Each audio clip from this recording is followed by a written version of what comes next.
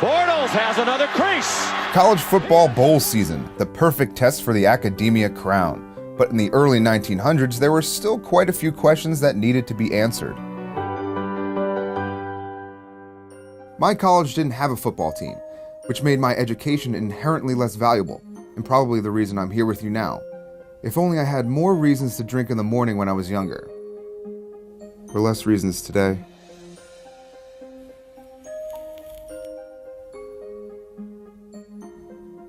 But let's travel back in time to an era before college football was the well-oiled business it is today. In 1901, college football was a bit of a mess. For example, schedules were not uniform. Penn played 15 games, while Texas A&M played only 5. 3 teams won the national title, and there were no bowl games. That is until the Tournament of Roses Association decided to mix shit up. The Rose Parade was great and all, but if Pasadena wanted to boost tourism, they needed a draw. And that draw was an East-West themed postseason college football game, the first of its kind. They put together $3,500 to cover the travel costs for each of the 2 teams they invited to represent each region. For the East, it was Michigan, who were 10-0 that season and beat their opponents by a combined score of 501-0.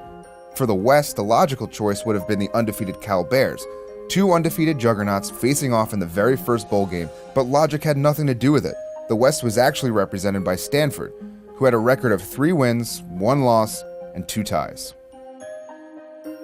It's important to note the rules back then weren't the same as today.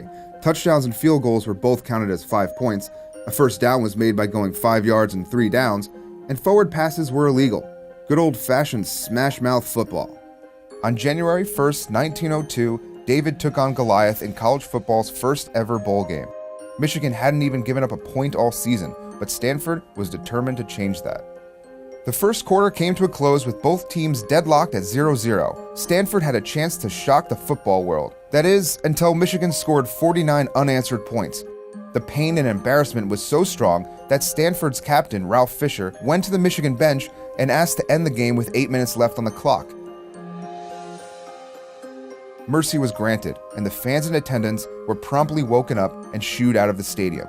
Michigan had completed their season outscoring their opponents 550-0.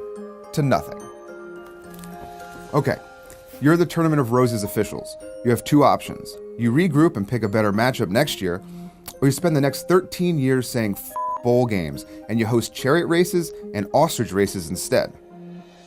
They chose ostrich races.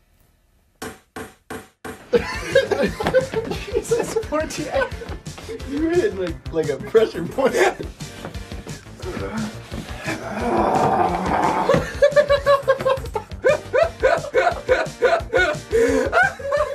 You guys are weird.